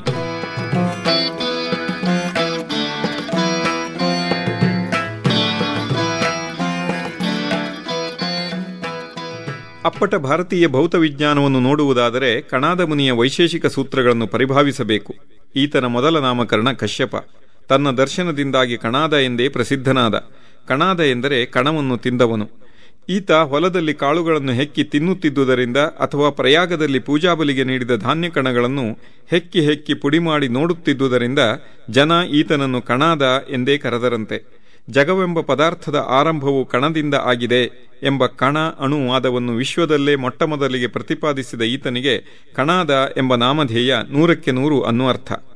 ವಿಜ್ಞಾನಕ್ಕೆ ಮುಡಿಪಾದ NAL ಸಂಸ್ಥೆ ಕಣಾದ ವಾರ್ಷಿಕ ವಿಜ್ಞಾನ ಸಂಚಿಕೆಗಳನ್ನು ಪ್ರಕಟಿಸಿ ಈ ಆದಿಮ ವಿಜ್ಞಾನಿಗೆ ಗೌರವ ಸಲ್ಲಿಸಿದೆ. ವೈಶೇಷಿಕ ಶಾಸ್ತ್ರವು ತರ್ಕಶಾಸ್ತ್ರ ಎಂದೂ ಪ್ರಸಿದ್ಧ. ಊಹೆಯನ್ನು ಸರಿಯಾದ ಪ್ರಮಾಣಗಳ ಮೂಲಕ ನಿಗಮನ ಅಥವಾ ಖಚಿತ ತೀರ್ಮಾನವಾಗಿಸಿಕೊಳ್ಳುವುದು ತರ್ಕ. ಉದಾಹರಣೆಗೆ, ದೂರದಲ್ಲಿ ಹೊಗೆಯನ್ನು ಕಂಡು ಬೆಂಕಿ ಬಿದ್ದಿದೆ ಎಂದು ತೀರ್ಮಾನಿಸುವುದು. ಇದೇ ಅನುಮಾನ ಪ್ರಮಾಣ.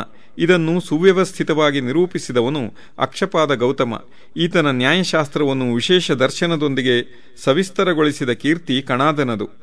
ದ್ರವ್ಯ, ಗುಣ, ಕರ್ಮ, ಸಾಮಾನ್ಯ, ವಿಶೇಷ, ಸಮಮಾಯ, ಅಭಾವ ಇವು ಜಗತ್ಸ್ವರೂಪದ ವಿಭಿನ್ನ ಪದರಗಳು. ಪೃಥ್ವಿ, ಜಲ, ತೇಜಸ್, ವಾಯು ಈ 4 ಭೌತಿಕ ದ್ರವ್ಯಗಳು. ಅವು ಪರಮಾಣುವಿನಿಂದ ಸಂರಚನೆಗಳು.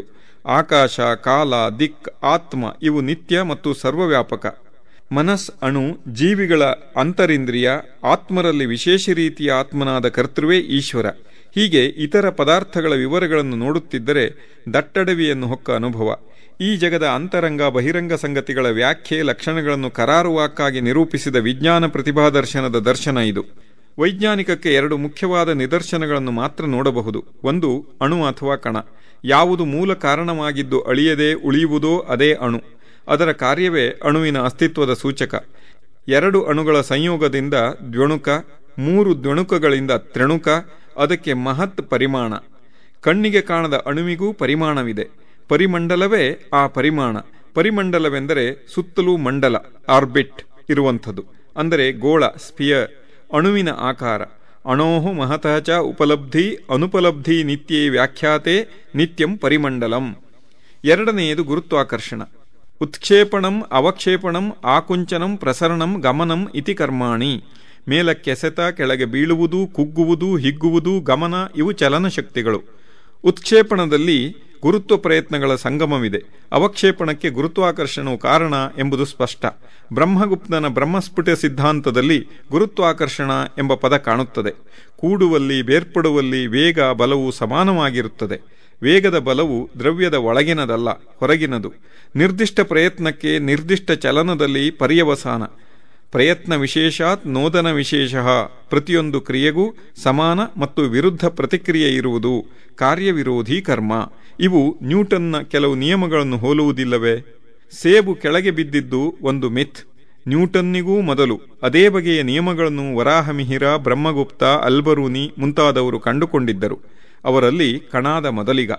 ನಮ್ಮದನ್ನು ನಾವೇ ಮರೆತಿದ್ದೇವೆ ಅಥವಾ ಕಂಡುಕೊಳ್ಳುವ ಶಕ್ತಿ ಇಲ್ಲದವರಾಗಿದ್ದೇವೆ. ಸಂತಸದ ಸಂಗತಿಯೆಂದರೆ ನಮ್ಮ ಇಂದಿನ ಕೆಲವು ತರುಣ ವಿಜ್ಞಾನಿಗಳು ಈ ನಿಟ್ಟಿನಲ್ಲಿ ಅಧ್ಯಯನ, ಸಂಶೋಧನೆಗಳ ಮೂಲಕ ವಾಸ್ತವ ಸ್ಥಿತಿಯನ್ನು ತಿಳಿದು ಹೇಳತೊಡಗಿದ್ದಾರೆ.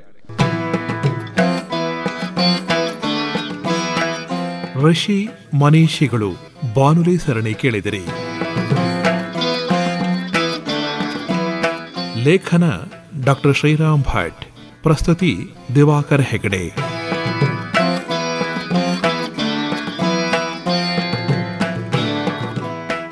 ಈ ಕಾರ್ಯಕ್ರಮ ಆಕಾಶವಾಣಿ ಮೈಸೂರು ಕೇಂದ್ರದಿಂದ ಮೂಡಿಬಂತು. ಆಕಾಶವಾಣಿ ಮೈಸೂರು.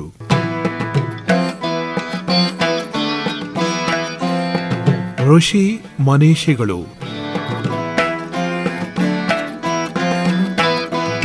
ಲೇಖನ ಡಾಕ್ಟರ್ ಶ್ರೀರಾಮ್ ಭಟ್.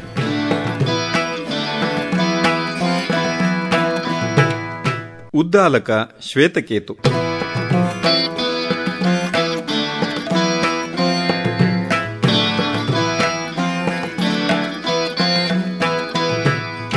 ಉದ್ದಾಲಕನು ಅಧ್ಯಾತ್ಮ ಕ್ಷೇತ್ರದ ಘನ ವಿದ್ವಾಂಸ ಮತ್ತು ಸೂಕ್ಷ್ಮ ಒಳನೋಟಗಳುಳ್ಳ ಮಹರ್ಷಿ. ಈತ ಅರುಣ ಋಷಿಯ ಮಗ. ಈತನ ಮಗ ಶ್ವೇತಕೇತು. ಅಪ್ಪ ಮಗ ಇಬ್ಬರನ್ನೂ ಛಾಂದೋಗ್ಯ ಮತ್ತು ಬೃಹದಾರಣ್ಯಕ ಉಪನಿಷತ್ತುಗಳು ಮತ್ತೆ ಮತ್ತೆ ನೆನಪಿಸಿಕೊಂಡಿವೆ. ವೇದಾಂತದ ಪ್ರಮುಖ ಮಹಾವಾಕ್ಯಗಳಲ್ಲೊಂದಾದ ತತ್ವಮಸಿಯ ಅಂತರಾರ್ಥ, ಸಂದರ್ಭ ಹಾಗೂ ಉಪನಯನ, ಗುರುಕುಲವಾಸಗಳ ಯಥಾರ್ಥವನ್ನು ಹೇಳುವ ಆಖ್ಯಾಯಿಕೆ ಛಾಂದೋಗ್ಯದಲ್ಲಿದೆ. ಮಗ ಶ್ವೇತಕೇತುವಿಗೆ 12 ವರ್ಷ. ವೇದಾಧ್ಯಯನಕ್ಕೆಂದು ಇನ್ನೂ ಗುರುಕುಲಕ್ಕೆ ಹೋಗಿರಲಿಲ್ಲ. ತಂದೆ ಉದ್ದಾಲಕ ಹೇಳಿದ, ಮಗು, ವೇದಾಧ್ಯಯನಕ್ಕಾಗಿ ಗುರುಕುಲವಾಸ ಮಾಡು. ವಿದ್ವಾಂಸರ ಮನೆಯಲ್ಲಿ ಹುಟ್ಟಿ ಅಧ್ಯಯನ ಮಾಡದಿದ್ದರೆ ಮಹಾಮೂರ್ಖ ಎನಿಸಿಕೊಳ್ಳುವೆ. 12 ವರ್ಷ ವೇದಾಂಗಗಳನ್ನೆಲ್ಲ ಅಧ್ಯಯನ ಮಾಡಿ ಮನೆಗೆ ಮರಳಿ ಬಂದ ಮಗ. ಉದ್ದಾಲಕ ತಲೆ ಎತ್ತಿ ನೋಡಿದ. ಎತ್ತರಕ್ಕೆ ಬೆಳೆದು ನಿಂತ ತರುಣ. ತಾನೇ ಸಕಲವನ್ನು ಬಲ್ಲನೆಂಬ ಗರ್ವಭಾವವನ್ನು ತುಳುಕಿಸುವಂತೆ ಉಬ್ಬಿಸಿದ ಎದೆ, ಸೆಟೆದ ಕುತ್ತಿಗೆ, ಅಹಂಕಾರ ಪರಾಕಾಷ್ಠೆಯ ಮುಖಮುದ್ರೆ. ಉದ್ದಾಲಕ ಕೇಳಿದ, ಯಾಕೆ ಹೀಗಿರುವೆ? ನೀನು ಆಚಾರ್ಯರಿಂದ ಆ ಆದೇಶವನ್ನೂ ಕೇಳಿ ತಿಳಿದುಬಿಟ್ಟೆಯಾ? ಯಾವ ಬಗೆಯ ವಿದ್ಯೆಯದು? ಶ್ವೇತಕೇತು ಕೇಳಿದ. ಆ ವಿದ್ಯೆ ವಶವಾದರೆ ಈವರೆಗೆ ಕೇಳದಿರುವುದನ್ನೆಲ್ಲ ಕೇಳಿದಂತೆ ಆಲೋಚಿಸದಿರುವುದನ್ನೆಲ್ಲ ಆಲೋಚಿಸಿದಂತೆ, ತಿಳಿಯದಿರುವುದನ್ನೆಲ್ಲ ತಿಳಿದಂತೆ ಆಗುವುದು. ತಂದೆಯ ಈ ಮಾತು ಕೇಳಿ ಶ್ವೇತಕೇತುವಿಗೆ ಅಹಂ ದೂರವಾಯಿತು. ಆತ ಹೇಳಿದ, ನಮ್ಮ ಗುರುವಿಗೆ ಅದು ತಿಳಿದಿಲ್ಲವೇನೋ? ತಿಳಿದಿದ್ದರೆ ಖಂಡಿತ ಹೇಳುತ್ತಿದ್ದರು. ನೀವೇ ಹೇಳಿಕೊಡಿ. ಉದ್ದಾಲಕ ಮಹಾಮುನಿ ವಿವರಿಸಿದ. ಮಗು, ಮಣ್ಣಿನ ಮುದ್ದೆಯಿಂದ ಕುಡಿಕೆ, ಮಡಕೆ, ಹರಿವಾಣ, ಬಾನಿ, ಬಟ್ಟಲು ಮುಂತಾಗಿ ಬಗೆ ಬಗೆಯ ವಸ್ತುಗಳು ಉತ್ಪನ್ನವಾಗುವವು. ಮಡಕೆ ಮುಂತಾದವು ಆ ಮಣ್ಣಿಗೆ ನೀಡಿದ ಭಿನ್ನ ಆಕಾರ ಮತ್ತು ಹೆಸರುಗಳು ಅಷ್ಟೇ. ಮಣ್ಣು ಮಾತ್ರ ಸತ್ಯ. ಅಂದರೆ ಕಾರಣವೇ ಕಾರ್ಯವಾಗಿ ರೂಪಾಂತರಗೊಂಡಿದೆ. ವಾಸ್ತವವಾಗಿ ಇಲ್ಲಿರುವುದು ಕಾರಣವಾದ ಮಣ್ಣೇ ವಿನ ಬೇರೇನಲ್ಲ. ನಮ್ಮ ರೂಢಿಗತ ವ್ಯವಹಾರವನ್ನು ಕೊಂಚ ಬದಿಗಿಟ್ಟು ತುಸು ಸಾವಧಾನವಾಗಿ ಸೂಕ್ಷ್ಮವಾಗಿ ಪರಿಭಾವಿಸಿದರೆ ಆ ವಸ್ತುಗಳೆಲ್ಲ ಮಣ್ಣೆ. ಆ ವಸ್ತುಗಳಲ್ಲಿ ಮಣ್ಣಲ್ಲದ್ದು ಬೇರೆ ಏನಿದೆ? ಮಡಕೆಯು ಮಣ್ಣಿನಿಂದ ಹುಟ್ಟಿ ಮಣ್ಣೇ ಮೈಯಾಗಿದ್ದು ಮಣ್ಣಲ್ಲೇ ಮಣ್ಣಾಗುವುದು. ಇದು ನಮ್ಮ ಕಣ್ಣ ಮುಂದಿರುವ ನಿದರ್ಶನ. ಅಂತೆಯೇ ಪರಂಬ್ರಹ್ಮ ಎಂದು ಕರೆಯಲಾದ ಚಿತ್ ಚೈತನ್ಯವೂ ಕಾರಣ. ಈ ದೃಶ್ಯ ಪ್ರಪಂಚವು ಚೈತನ್ಯದ ಕಾರ್ಯ, ರೂಪಾಂತರ. ಒಂದೊಂದಕ್ಕೂ ಒಂದೊಂದು ಹೆಸರು. ಅದೇ ನಾಮರೂಪಾತ್ಮಕವಾದ ಪ್ರಪಂಚ. ಅದು ಅಳಿಯುವುದು, ಮತ್ತೆ ಮತ್ತೆ ರೂಪ ತಳೆಯುವುದು. ಮಡಕೆ ಅಳಿದರೂ ಮಣ್ಣು ಉಳಿಯುವುದು. ಜಡ ಜಗದ ಸಂಗತಿಗಳು ಅಳಿಯುತ್ತಿದ್ದರೂ ಚೈತನ್ಯವು ಅಳಿಯದೇ ಉಳಿದಿರುವುದು. ಚೈತನ್ಯವೇ ಸ್ವರೂಪವಾಗಿರುವ ಬ್ರಹ್ಮವು ಅಷ್ಟು ಸುಲಭವಾಗಿ ಮನವರಿಕೆ ಆಗುವುದು ಸಾಧ್ಯವೇ? ಶ್ವೇತಕೇತುವು ಪ್ರಶ್ನೆಗಳನ್ನು ಕೇಳುತ್ತಲೇ ಇದ್ದ. ಉದ್ದಾಲಕನು ವಿವಿಧ ನಿದರ್ಶನಗಳ ಮೂಲಕ ವಿವರಿಸುತ್ತಲೇ ಇದ್ದ. ಮಗು, ಈ ನೀರಿಗೆ ತುಸು ಉಪ್ಪು ಹಾಕಿ ಕಲಕು.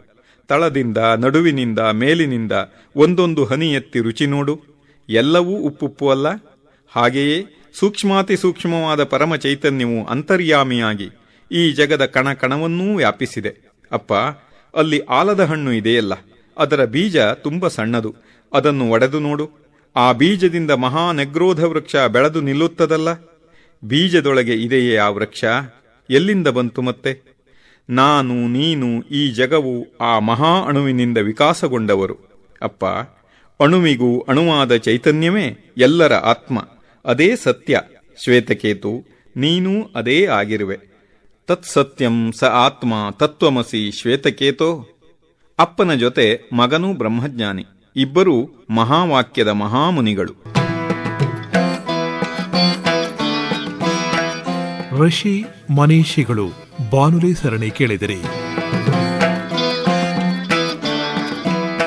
ಲೇಖನ ಡಾಕ್ಟರ್ ಶ್ರೀರಾಮ್ ಭಟ್. ಪ್ರಸ್ತುತಿ ದಿವಾಕರ್ ಹೆಗಡೆ.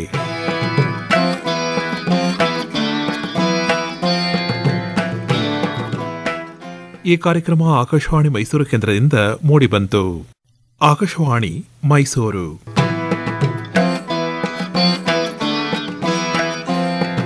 ಋಷಿ ಮನೀಷಿಗಳು.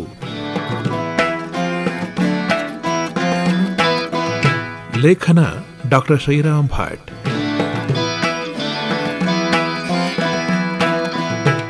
ಭೃಗು ವಾರುಣಿ.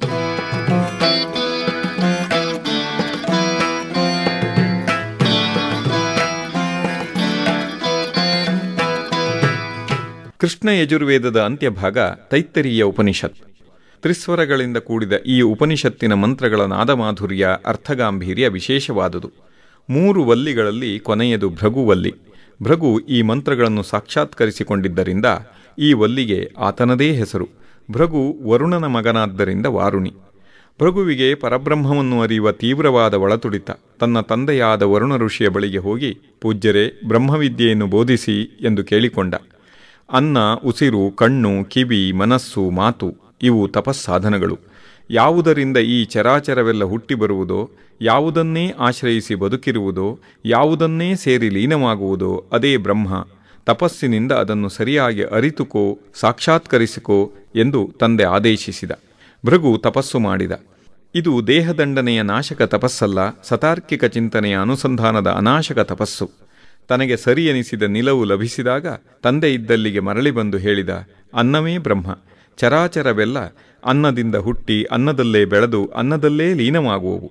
ತಂದೆ ಹೇಳಿದ, ಇದು ಏರಿದ ಮೊದಲ ಮೆಟ್ಟಿಲು. ತಪಸ್ಸಿನಿಂದ ಏರುತ್ತಲೇ ಹೋಗು. ತಪಸ್ಸು ಬ್ರಹ್ಮದಷ್ಟೇ ದಿವ್ಯವಾದುದು. ಭೃಗು ಮತ್ತೆ ತಪಸ್ಸಿಗೆ ನಡೆದ. ಪ್ರಾಣವೇ ಬ್ರಹ್ಮ ಎಂಬ ನಿಲುವಿಗೆ ಬಂದ. ತಂದೆ ಇದ್ದಲ್ಲಿಗೆ ಐತಂದ. ಸ್ಥಾವರ ಜಂಗಮಗಳೆಲ್ಲ ಪ್ರಾಣದಿಂದಲೇ ಹುಟ್ಟಿ ಉಸಿರಾಡುತ್ತಲೇ ಬದುಕಿ ಉಸಿರನ್ನೇ ಸೇರಿ ಸಾಗಿಬಿಡುತ್ತವಲ್ಲ ಎಂದ. ತಂದೆ ಮುಂಚಿನಂತೆ ಈಗಲೂ ಮರಳಿ ಕಳುಹಿದ. ತಪದ ಅವಧಿ ಆಳ ಹೆಚ್ಚುತ್ತಲೇ ಹೋಯಿತು. ಸ್ಥೂಲದಿಂದ ಸೂಕ್ಷ್ಮ ಮತ್ತಷ್ಟು ಸೂಕ್ಷ್ಮ, ಮತ್ತೆ ಮರಳಿ ಬಂದ. ಜಗವೆಲ್ಲ ಮನದಲ್ಲೇ ಹುಟ್ಟಿ ಅಲ್ಲೇ ಬೆಳೆದು ಅಲ್ಲೇ ಲೀನವಾಗುವುವು, ಮನಸ್ಸೇ ಬ್ರಹ್ಮ ಎಂದ. ತಂದೆ ಮತ್ತಷ್ಟು ಪ್ರಯತ್ನಿಸು, ತಪದಿಂದ ಅಸಾಧ್ಯವಾದುದಿಲ್ಲ ಎಂದ. ಮಗ ಮತ್ತೆ ತಪಸ್ಸಿಗೆ ನಡೆದ. ಮನಸ್ಸು ಜ್ಞಾನೇಂದ್ರಿಯಗಳ ಮೂಲಕ ಪಡೆದ ಅನುಭವಗಳನ್ನು ಸೋಸಿ ನಿಶ್ಚಯಿಸಿ ತನ್ನದಾಗಿಸುವ ವಿಜ್ಞಾನ. ವಿಜ್ಞಾನ ಎಂದರೆ ನಿಶ್ಚಯ, ನಿರ್ಣಯ, ಬುದ್ಧಿ. ವಿಜ್ಞಾನಂ ಬ್ರಹ್ಮ ಎಂದು ತಂದೆಗೆ ಹೋಗಿ ಅರುಹಿದ. ಬ್ರಹ್ಮ ಎಂದರೆ ಬೃಹತ್ತಾದುದು ನಿಜ, ಆದರೂ ಅದು ಅಷ್ಟೇ ಸುಸೂಕ್ಷ್ಮ. ಅದೇ ರಹಸ್ಯ. ತಪಸ್ಸಿನಿಂದ ಮಾತ್ರವೇ ಕಂಡರಿಯಬಹುದು. ತಪಸ್ಸಿಗೆ ಮತ್ತಷ್ಟು ಮನಮಾಡು ಎಂದು ಬಿಟ್ಟ ತಂದೆ. ಸುದೀರ್ಘ ತಪದ ಬಳಿಕ ಆ ರಹಸ್ಯವನ್ನು ಕಂಡರಿತು ಭೃಗು ಶಾಂತಚಿತ್ತದಿಂದ ಆನಂದದಿಂದ ಮರಳಿ ಬಂದ. ಆನಂದವೇ ಬ್ರಹ್ಮ. ಜನ್ಮಕ್ಕೂ ಸ್ಥಿತಿಗೂ ಐಕ್ಯಕ್ಕೂ ಆನಂದವೇ ಅಧಿಷ್ಠಾನ, ಆಶ್ರಯ. ಇಷ್ಟು ಹೇಳಿ ಮೌನಿಯಾದ. ತಂದೆಗೂ ಮೌನ. ಗುರೋಸ್ತು ಮೌನಂ ವ್ಯಾಖ್ಯಾನಂ ಶಿಷ್ಯಾಸ್ತು ಛಿನ್ನ ಸಂಶಯಾಹ ಎಂದಲ್ಲವೇ ಆಚಾರ್ಯೋಕ್ತಿ. ಇದು ಭಾರ್ಗವಿ ವಾರುಣಿ ವಿದ್ಯೆ. ಹೃದಯ ಗುಹೆಯ ಪರಾಕಾಶದಲ್ಲಿ ನೆಲೆಸಿದೆ ಎಂದು ಉಪನಿಷತ್ತು ಹೇಳಿದೆ. ಪಂಚಕೋಶ ವಿದ್ಯೆ ಇದು. ಕೋಶವೆಂದರೆ ಪದರು, ಗೂಡು. ರೇಷ್ಮೆ ಹುಳುವಿನ ಗೂಡು ಇದ್ದಂತೆ ಈ ದೇಹವೆಂಬ ಗೂಡಿನಲ್ಲಿ ಇನ್ನೂ 4 ಗೂಡು ಅಂದರೆ ಕೋಶಗಳಿವೆ. ಅನ್ನ, ಪ್ರಾಣ, ಮನ, ವಿಜ್ಞಾನ, ಆನಂದ ಇವು ಪಂಚಕೋಶಗಳು. ಈ 5 ಕೋಶಗಳನ್ನು ತಿಳಿದು ದಾಟಿದರೆ ಆನಂದ ಸ್ವರೂಪ ಬ್ರಹ್ಮದ ಸಾಕ್ಷಾತ್ಕಾರ.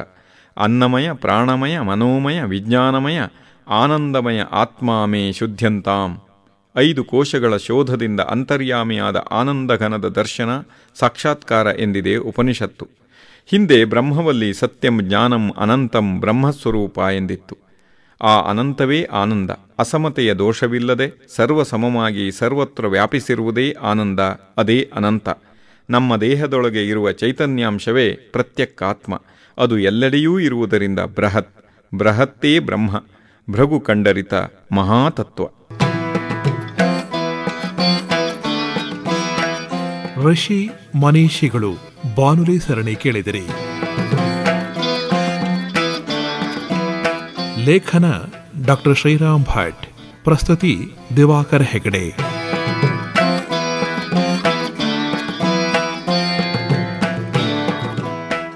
ಈ ಕಾರ್ಯಕ್ರಮ ಆಕಾಶವಾಣಿ ಮೈಸೂರು ಕೇಂದ್ರದಿಂದ ಮೂಡಿಬಂತು. ಆಕಾಶವಾಣಿ ಮೈಸೂರು.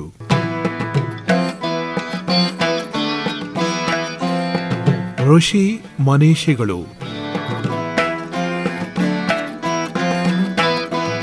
ಲೇಖನ ಡಾಕ್ಟರ್ ಶ್ರೀರಾಮ್ ಭಟ್. ಶುಕಮುನಿ. ಋಷಿ ಮನೀಷಿ ಮಾಲಿಕೆಯ ಮಂಗಲದಲ್ಲಿ ಮಹಾಪರಿವ್ರಾಜಕ ಶುಕನ ಸ್ಮರಣೆಯೇ ಸುಸೂಕ್ತ. ಶುಕಸ್ಮರಣೆ ಶ್ರೀಮದ್ ಭಾಗವತದ ಸ್ಮರಣೆ. ಅದು ಪರಮ ಮಂಗಲಮೂರ್ತಿ ಶ್ರೀಕೃಷ್ಣ ಪರಬ್ರಹ್ಮನ ಅನುಸ್ಮರಣೆ. ಇನ್ನೂ ಉಪನಯನವಾಗದ ಬಾಲಕ ಶುಕ ಮನಬಿಟ್ಟು ಒಬ್ಬನೇ ಹೊರಟೇ ಬಿಟ್ಟ. ತಂದೆ ವ್ಯಾಸನಿಗೆ ಮಗನ ಅಗಲಿಕೆಯ ಕಳವಳ. ಮಗನೇ ಎಂದು ಕೂಗಿ ಕರೆಯುತ್ತ ಹಿಂದೆಯೇ ಓಡಿದ. ಕಾನನದ ಮರ, ಗಿಡ, ಬಳ್ಳಿಗಳೆಲ್ಲ ಶುಕಮಯವಾಗಿ ಇಲ್ಲಿದ್ದೇನೆ ನಾನು ಎಂದು ಮಾರ್ದನಿಗೊಟ್ಟವು. ಇಂತು ಸರ್ವಜೀವ ಹೃದಯನಾದ ಶುಕಮುನಿಗೆ ಇದೋ ಸಾಷ್ಟಾಂಗ ನಮನ. ಸೂತ ಪುರಾಣಿಕನ ಮಾತಿದು. ಶುಕ ಬಾಲ್ಯದಲ್ಲೇ ಪರಿವ್ರಾಜಕನಾದ, ಅಂದರೆ ಸನ್ಯಾಸಿಯಾದ. ಯಾವ ಗಳಿಗೆಯಲ್ಲಿ ವೈರಾಗ್ಯ ಉಂಟಾಗುವುದೋ ಆಗಲೇ ಮನೆ ಮಠವನ್ನೆಲ್ಲ ತೊರೆದು ಪ್ರವ್ರಜನ ಲೋಕಸಂಚಾರಕ್ಕೆ ಹೊರಟು ಬಿಡಬೇಕು ಎನ್ನುತ್ತದೆ ಉಪನಿಷತ್ತು. ಲೋಕಕ್ಕೆ ಜ್ಞಾನ ನೀಡುವ ಲೋಕಸಂಗ್ರಹ ಅದು ಎಂದಿದೆ ಭಗವದ್ಗೀತೆ. ಪರಿವ್ರಾಜಕ ಜೀವನ್ಮುಕ್ತ. ನಾನು ನನ್ನದು ಎಂಬ ಅಂಟು ಇಲ್ಲದೆ ಎಲ್ಲದರಲ್ಲಿ ತನ್ನನ್ನೂ ತನ್ನಲ್ಲಿ ಎಲ್ಲವನ್ನೂ ಕಾಣುವ ಸರ್ವಾತ್ಮ ಭಾವ ಅವನದು. ಮರ, ಗಿಡ, ಬಳ್ಳಿಗಳೇನೆಲ್ಲವೂ ತಾವೇ ಶುಕನೆಂದು ಮಾರ್ದನಿಸಿರುವುದರ ಅರ್ಥ ಇದು. ಪರೀಕ್ಷಿತ ಮಹಾರಾಜನ ಸಣ್ಣ ದುಡುಕಿಗೆ ಶೃಂಗಿಯು ಕೋಪಗೊಂಡು 7 ದಿನಗಳೊಳಗೆ ಹಾವು ಕಚ್ಚಿ ಸಾಯುವೆ ಎಂದು ಶಪಿಸಿದ. ಆಗ ಶುಕಮುನಿ ಅಲ್ಲಿಗೆ ಬಂದ. ಈ 7 ದಿನಗಳ ಕಾಲ ಅನನ್ಯ ಭಕ್ತಿಯಿಂದ ಭಗವಂತನ ದಿವ್ಯ ಕಥಾನಕವನ್ನು ಆಲಿಸಿ ತತ್ವಾರ್ಥವನ್ನು ತಿಳಿ, ಮೃತ್ಯುವನ್ನು ದಾಟಿ ಅಮರ್ತ್ಯನಾಗುವೆ ಎಂದ. 7 ದಿನಗಳ ಕಾಲ ಅಹರ್ನಿಶಿ ಸ್ವಯಂ ಶುಕನೇ ಭಾಗವತ ಪ್ರವಚನ ನಡೆಸಿದ. ತಂದೆ ವ್ಯಾಸ ಮಹರ್ಷಿಗಳಿಂದ ಪಡೆದ ದಿವ್ಯಜ್ಞಾನ ಅದು. ಭಗವಂತನ ಸ್ವರೂಪ ಮಹಿಮೆಗಳನ್ನು ಅನನ್ಯವಾಗಿ ಚಿತ್ರಿಸಿದ ಈ ಮಹಾಪುರಾಣವೇ ಶ್ರೀಮದ್ ಭಾಗವತ. ಭಗವಂತನ ಭಕ್ತನೂ ಭಾಗವತ. ಶ್ರವಣ, ಕೀರ್ತನ, ಅರ್ಚನ ಮುಂತಾಗಿ ಭಗವದುಪಾಸನೆಯಲ್ಲಿ ಸದಾ ನಿರತನಾದವನು ಭಕ್ತ. ಭಕ್ತನು ಉಪಾಸಕ, ಭಗವಂತನು ಉಪಾಸ್ಯ. ಉಪಾಸ್ಯ ಉಪಾಸಕರ ನಡುವಿನ ಸಂಬಂಧ ಸೇತುವೆ ಭಕ್ತಿ. ಉಪಾಸ್ಯ ಉಪಾಸಕ ಭೇದವುಳ್ಳದ್ದು ಮತ್ತು ಸಕಾಮವಾದದ್ದು ಅಪರಾಭಕ್ತಿ. ನಿಷ್ಕಾಮನೆಯಿಂದ ಭೇದವಿರದ ಸೋಹಂಭಾವದಿಂದ ಭಗವಂತನನ್ನು ಹೊಂದುವುದು ಪರಾಭಕ್ತಿ. ಅಹೈತುಕಿ ಅಪ್ರತಿಹತ ಯಯಾತ್ಮ ಸಂಪ್ರಸೀದತಿ. ಅಹೈತುಕಿ ಎಂದರೆ ಯಾವ ಉದ್ದೇಶವೂ ಇಲ್ಲದ್ದು ಎಂದರ್ಥ. ಭಕ್ತಿ ಇನ್ನಷ್ಟು ಮತ್ತಷ್ಟು ಬೇಡುವುದಲ್ಲ, ಅಂತರ್ಯಾಮಿಗೆ ಸಲ್ಲಿಸುವ ಕೃತಜ್ಞತೆ, ಜ್ಞಾನ ವೈರಾಗ್ಯಗಳಿಗೆ ರಹದಾರಿ. ವಾಸುದೇವೇ ಭಗವತಿ ಭಕ್ತಿಯೋಗ ಪ್ರಯೋಜಿತ ಜನಯತಿ ಆಶು ವೈರಾಗ್ಯಂ ಜ್ಞಾನಂ ಯತ್ತದ್ ಅಹೈತುಕಂ. ಭಾಗವತವು ವಿಷ್ಣುವಿನ ದಶಾವತಾರ ಅಂಶಾವತಾರಗಳನ್ನು 12 ಸ್ಕಂಧಗಳ 18,000 ಶ್ಲೋಕಗಳಲ್ಲಿ ವಿಸ್ತಾರವಾಗಿ ಚಿತ್ರಿಸಿದೆ. ಕೃಷ್ಣ ಎಂದರೆ ಕಪ್ಪು ಮೇಘಶ್ಯಾಮ, ಮೋಡ ಕವಿದ ಮಬ್ಬುಗತ್ತಲು, ಕಂಡಂತಿದ್ದರೂ ಕಾಣದ ರಹಸ್ಯ ಪರತತ್ವ. ಕರ್ಷತಿ ಸರ್ವಾನ್ ಜೀವಾನ್ ಇತಿ ಕೃಷ್ಣ, ಜೀವಜಗವನ್ನು ಆಕರ್ಷಿಸಿ ಹಿಡಿದ ಧರ್ಮತತ್ವ. ಬ್ರಹ್ಮೇತಿ ಪರಮಾತ್ಮೇತಿ ಭಗವಾನ್ ಇತಿ ಉಚ್ಯತೆ. ಶ್ರೀಕೃಷ್ಣನದು ಪರಿಪೂರ್ಣಾವತಾರ. ಗೋಕುಲದ ಬಾಲಲೀಲೆ, ರಾಕ್ಷಸ ಸಂಹಾರ ಸಾಹಸ, ಗೋಪಾಲ ಚೇಷ್ಟಿತ, ಮನಮೋಹಕ ವೇಣುವಾದನ, ಕಾಳಿಂಗಮರ್ದನ, ಗೋಪಿಯರೊಡನಾಟ, ರಾಸಲೀಲೆಯ ಶೃಂಗಾರ ರೂಪ ಮಧುರ ಭಕ್ತಿ, ಮಥುರೆಯ ಕಂಸಹನನ, ಮುಂದೆ ಲೋಕೋತ್ತರಕ್ಕೆ ಬೆಳೆದ ದಿವ್ಯಚರಿತ. ಉದ್ಧವ ಕೃಷ್ಣರ ಸಂವಾದ ಭಗವದ್ಗೀತೆಯ ಅನ್ವಿತ ವ್ಯಾಖ್ಯಾನ. ಭಾಗವತವು ಪುರಾಣವಾಗಿಯೂ ರಸಾತ್ಮಕ ಕಾವ್ಯಾತ್ಮಕ ಕಲಾತ್ಮಕ ಮಹಾಕೃತಿ. ಸಂಸ್ಕೃತ ಮತ್ತು ಪ್ರಾಂತೀಯ ಭಾಷಾ ಸಾಹಿತ್ಯಗಳಲ್ಲಿ ಭಾಗವತದ ಸತ್ವ ಮತ್ತು ತತ್ವ ಇಂದಿಗೂ ಅನುರಣಿಸುತ್ತಲೇ ಇದೆ. ಜಯದೇವನ ಗೀತಗೋವಿಂದ, ಲೀಲಾಶುಕನ ಕೃಷ್ಣಕರ್ಣಾಮೃತ, ದಾಸ ಸಾಹಿತ್ಯ, ಮೀರಾ ಭಜನ್, ಸದಾಶಿವ ಬ್ರಹ್ಮೇಂದ್ರರ ಆಧ್ಯಾತ್ಮಿಕ ಗೇಯ ಕೃತಿಗಳು, ನೃತ್ಯ, ಚಿತ್ರ, ಶಿಲ್ಪಾದಿ ಕಲಾಪ್ರಕಾರಗಳು. ಭಾರತೀಯ ಸಾಂಸ್ಕೃತಿಕ ಸಂಪತ್ತಿನಲ್ಲಿ ಎಲ್ಲೆಲ್ಲೂ ಶ್ರೀಕೃಷ್ಣನದೇ ಸಿಂಹಪಾಲು. ಸೂತ ಹೇಳುತ್ತಾನೆ, ವೇದವೆಂಬ ಕಲ್ಪವೃಕ್ಷದ ಹಣ್ಣು ಭಾಗವತ. ಶುಕನು ಅಂದರೆ ಗಿಳಿಯು ಕುಕ್ಕಿದ ಆ ಹಣ್ಣಲ್ಲಿ ತುಂಬಿದೆ ಅಮೃತ, ಅಂದರೆ ಮುಕ್ತಿಯನ್ನೀವ ಭಕ್ತಿರಸ. ರಸಜ್ಞರೇ, ಈ ಭುವಿಯಲ್ಲೇ ಅದನ್ನು ಮತ್ತೆ ಮತ್ತೆ ಆಸ್ವಾದಿಸಿ. ಋಷಿ ಮನೀಷಿಗಳು ಬಾನುಲಿ ಸರಣಿ ಕೇಳಿದಿರಿ. ಲೇಖನ ಡಾಕ್ಟರ್ ಶ್ರೀರಾಮ್ ಭಟ್. ಪ್ರಸ್ತುತಿ ದಿವಾಕರ್ ಹೆಗಡೆ.